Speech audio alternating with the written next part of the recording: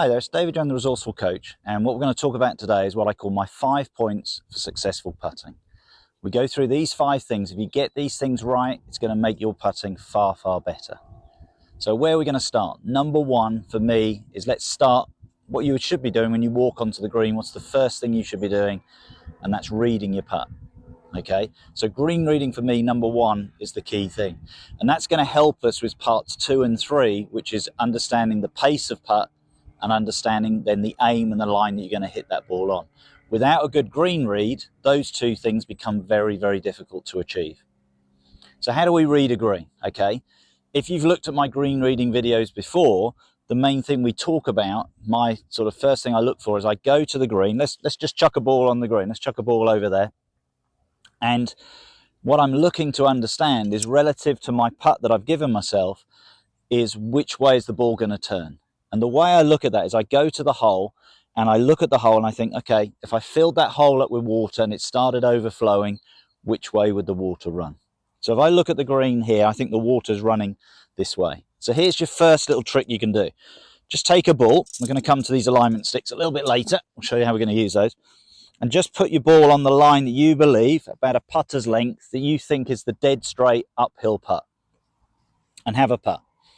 And if you putt it and it looks like, I'm using the flag, aim at the flag, and it goes up the hill and it goes straight in, and it didn't move, you saw it go straight up the hill, you now know that's the straight putt. Okay? And the best way to think about it now, think of a clock face. This low point is 6 o'clock on the clock face. So if you think about a clock and the way it sits on the wall, is the low point is 6 o'clock. That means any putt that's at 6 o'clock must be straight, because it's going straight up to the middle of the clock, and 2, it must be straight uphill. So I'm learning straight away, relative to my ball, what am I actually going to do for pace? So what do I want to find out with my putt? So anytime at 6 o'clock, it's got to be straight uphill. Anytime it would be 12 o'clock, so I'm over here, it's got to be straight downhill. So straight away I'm learning if it's an uphill or a downhill putt.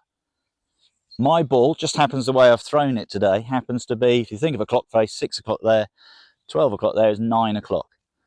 Okay, so anything below, let's sort of draw an imaginary line in there, anything below that sort of 9 to 3 side has to be an uphill putt. Anything this side has to be a downhill putt. So it's giving me some sort of level of idea for pace. So my brain is always working as I walk onto the green, is where am I on the clock face and how's that going to relate to the pace that I'm going to hit the putt. If I'm at 7 o'clock, I know it's an uphill putt. If it's 2 o'clock, I know it's a downhill putt. So I'm sort of working out in my mind what to do. Now today, we're actually at 3 o'clock. So this is what I call the flat putt. You're not really putting straight up the hill, you're not putting straight down the hill. But I get a lot of people who look at this putt and think this is a downhill putt because they see the ball turning this way down. But actually, if you think about it logically, I want you to call this the flat putt to start with, to get the ball out here, because we know this is the high side and that's the low side. You've got to putt up the hill slightly before it then comes back down. So they'll sort of counteract each other. They're going to be level. So straight away, by getting that green reading, number 1, we've now got an idea of pace, because of where we are relative to the clock face and whether that's an uphill or a downhill putt.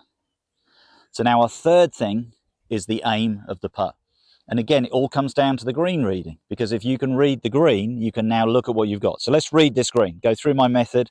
1, 2, 3, 4, 5, 6. Now, as I said, go and watch my green reading method. What we've got there is a 6 paces, roughly for every 2.5 feet, which for me is one of my paces. It's going to break that amount of inches depending on the slope. And this is quite a steep slope. So this is about what we call a 3% slope. So it's a simple bit of maths. 3 times 6. This putt is going to break 18 inches. Now we want the ball to go into the middle of the hole. So basically, the golf hole is 4 inches across. So if we lose half of that, because that's going into the middle, the putt now is going to break from 16 inches outside the hole. Okay, that's the low point, so it has to be on the high side of the hole.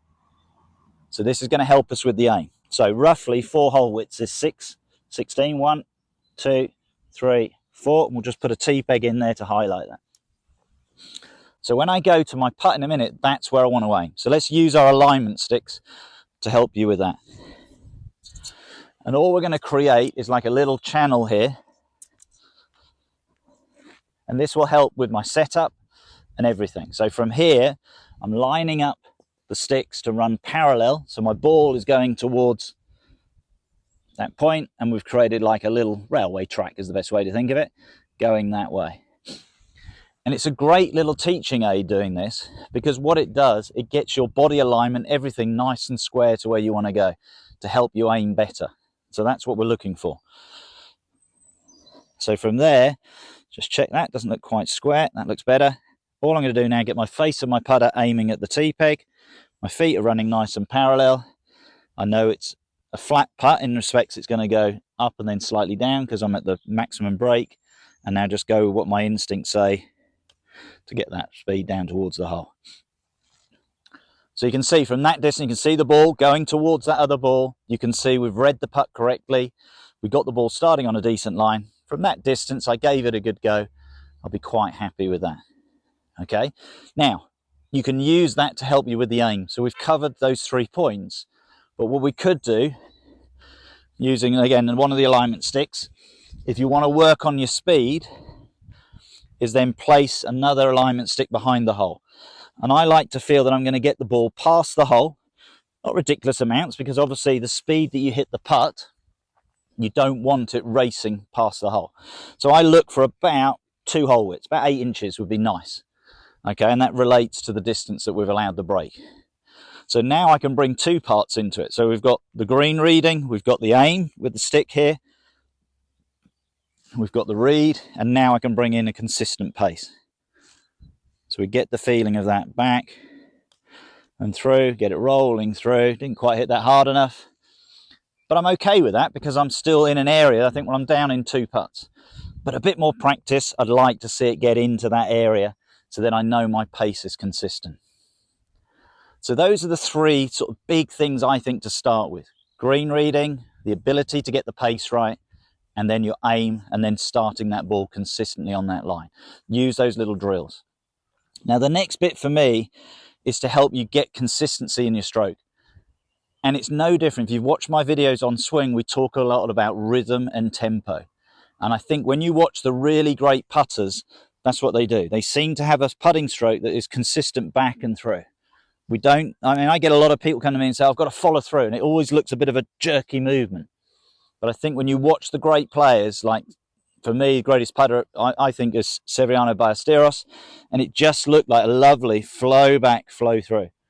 And if you can just think of that tempo, feeling the same, 1, 2, just sort of in your mind, just go 1, 2, 1, 2. And even if you get stuck with it, this is a really simple drill. Just take the putter in your fingers like that and just let it become a pendulum. Just let the putter swing. 1, 2. Just take it to that point, back, at 18 inches, just let it go. Boom. So just feel that 1, 2, 1, 2. And what you'll find then is you're starting to get a much more consistent tempo to your putting stroke. And all you've got to do then, if you've got a shorter putt, you just make a shorter stroke, but feel that tempo. If you've got a longer putt, make a bigger swing to get that tempo. But you're keeping that consistency all the time. And what you'll find then, there's less moving parts in your putting stroke, and you're more likely to get that consistency of strike off the face of the putter.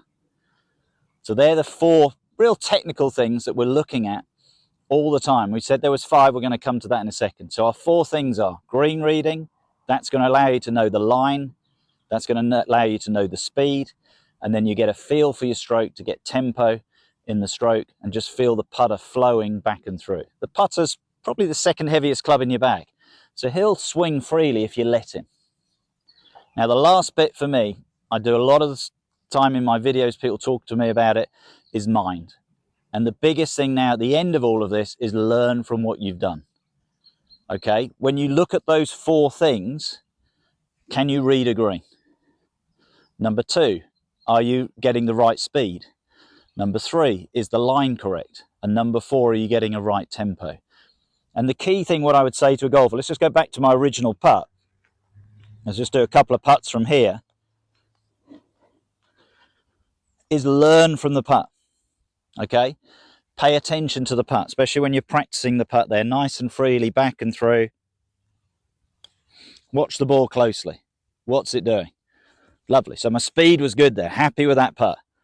So in my mind, exactly the same idea again. Nice and flowing, back and through. And I'm just watching each putt. So didn't hit that one hard enough. And that's okay, because we're learning as we're going along, and that's the important thing.